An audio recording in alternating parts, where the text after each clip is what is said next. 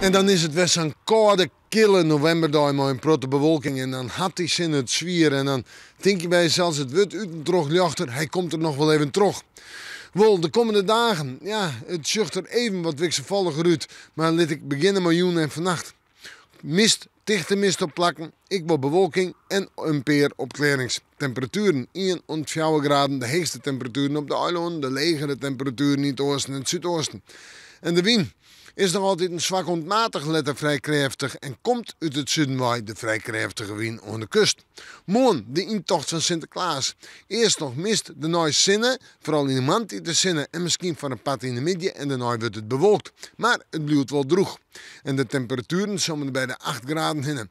Sinterklaas met rekening houden met een stevige wind, matig en vrij krachtig en betiden krachtig in het kust- en waardgebied en de wind komt nog altijd uit zuid- en zuidwestwaai. Let op het dag gaat de wind wat meer naar het westen. In de joentijd, in de nacht, dan neemt het bewolkt. Nou ja, dan is het al hier en daar bewolkt en in de nacht rein. Snijn, ik betiden rein, maar let er ik nog wat zinnen, vooral in het waardgebied. De temperaturen dan 9 of 10 graden en de wind komt uit noordelijke richtingen, noord-noordwest en zal zwak of matig wezen, misschien in het kustgebied nog vrij krachtig. En dan zetten we terug naar de horendagen, het vooruitzicht. Manje, tiesje en maandje droeg waar. De zinnen er wel eens even bij, maar tiesje toch meest of heel en al bewolkt.